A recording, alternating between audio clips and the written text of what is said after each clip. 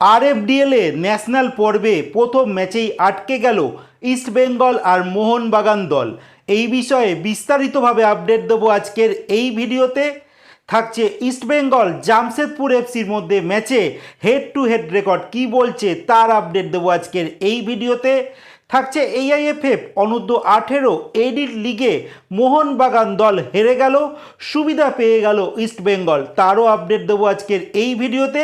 থাকছে ভারতীয় নারী সিনিয়র ফুটবল দল অস্ট্রেলিয়ার একটি দলকে 7 গোলে হারালো। সমস্ত আপডেট এক এক করে বলবো। তার আগে প্রতিদিনের মতো বলবো, খেলার আপডেট খবর পাওয়ার জন্য আমাদের চ্যানেলটিকে সাবস্ক্রাইব করতে একদম ভুলো না। তো চলো শুরু করা যাক আজকের প্রথম আপডেট।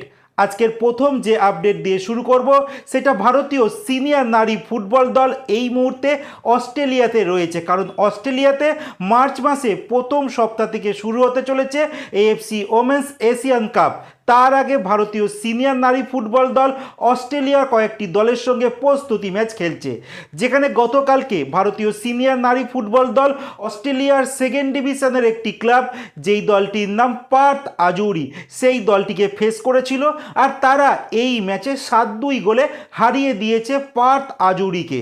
বলে দিই এই ম্যাচে কারা কারা গোল করেছে ভারতীয় সিনিয়র নারী ফুটবল দলের হয়ে। যেখানে প্রথম গোলটি করেছে গ্রেস ধানমেই, তাছাড়া সঙ্গীতা বাসফোরে তিনি 2টো গোল করেছে, রিম্পা হালদার তিনি 1টি গোল করেছেন, বাবিনা লিসাম তিনি 1টি গোল করেছে, এছাড়া কাভিয়া তিনি 1টি গোল করেছেন। এই মুহূর্তে ভারতীয় সিনিয়র নারী ফুটবল দল আর কোনো প্রস্তুতি ম্যাচ খেলছে না।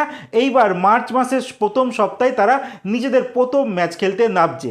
যাই হোক, এর পরের যে আপডেটটি তোমাদের দেবো, AIFF অনূর্ধ্ব 18 এডিট লিগে মোহনবাগান সুপার জায়েন্ট দল গতকালকে তারা ফেস করেছিল নিজেদের ঘরের মাটিতে ইউনাইটেড স্পোর্টসের সঙ্গে। আর এই ম্যাচে United sports Mohun Bagan super giant দলকে তাদের মাটিতে 3-2 গোলে হারিয়ে দিয়েছে।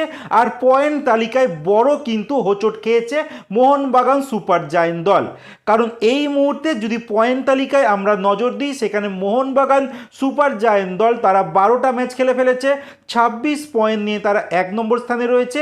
আর তাদের চিরপ্রতিদ্বন্দ্বী দল ইস্টবেঙ্গল এফসি তারা 11 ম্যাচে তারা 25 পয়েন্ট সংগ্রহ করেছে। মানে ইস্টবেঙ্গল নিজেদের পরবর্তী ম্যাচ যদি তারা জয়লাভ করে, তারা কিন্তু মোহনবাগান সুপার জায়েন্টকে বিট করে তারা 1 নম্বর স্থানে উঠে আসবে। এছাড়া 3 নম্বর স্থানে রয়েছে ইউনাইটেড স্পোর্টস দল, যারা 11 ম্যাচে 23 পয়েন্ট নিয়ে 3 নম্বর স্থানে রয়েছে। আর এই ইউনাইটেড স্পোর্টস আর ইস্টবেঙ্গল দল তারা আগামী 1 মার্চ মানে আগামী রবিবার দিনকে ইস্টবেঙ্গলের ঘরের মাঠে মুখোমুখি হতে চলেছে দুপুর 2টো থেকে এই ম্যাচ। আর এই ম্যাচে যদি ইউনাইটেড স্পোর্টস তারা ইস্টবেঙ্গলকে যদি হারিয়ে দেয়, তারাও কিন্তু 1 নম্বর স্থানে উঠতে পারে। আর ইস্টবেঙ্গল যদি জিতে যায়, তাহলে ইস্টবেঙ্গল কিন্তু পয়েন্ট তালিকায় তারা 1 নম্বর স্থানে চলে যাবে। যাই হোক, এর পরের যে আপডেটটি তোমাদের দিতে চলেছি, আরএফডিএলে আজকে ইস্টবেঙ্গল এফসির ম্যাচ ছিল। সকাল 8টার সময় ম্যাচ হয়ে গেছে। তারা ফেস করেছিল সেসা ফুটবল একাডেমিকে, যেই ম্যাচে সেসা ফুটবল একাডেমি দ্বিতীয় হাফে গোল করে দেয়। আর এই ম্যাচটি লাগছিল হয়তো ইস্টবেঙ্গল হেরে যাবে, কিন্তু ম্যাচে যখন ইনজুরি টাইম চলছিল, মানে 93 মিনিটে ইস্টবেঙ্গলে অ্যান্ড্রুজ তিনি গোল করে দেয়। আর আলটিমেট ম্যাচটা কিন্তু 1-1 গোলে শেষ হয়। মানে ইস্টবেঙ্গল ম্যাচটা পায় হেরেই বসেছিল, আলটিমেট শেষ অবধি গোল করে ম্যাচটি কিন্তু বাঁচিয়ে নেয়। এছাড়া গতকালকে মোহনবাগান সুপার জায়েন্ট দল তারা মুখোমুখি হয়েছিল আরএফডিএল এর প্রথম ম্যাচে বেঙ্গালুরু এফসির সঙ্গে। আর এই ম্যাচটি কিন্তু গোল শূন্যভাবে শেষ হয়েছে। আর মোহনবাগান সুপার জায়েন্টের তাদের পরবর্তী আরএফডিএল এর ম্যাচ রয়েছে 27শে ফেব্রুয়ারি। সেই দিনকে তারা ফেস করতে চলেছে বাংলার আরেকটি দল ডায়মন্ড হারবার এফসিকে।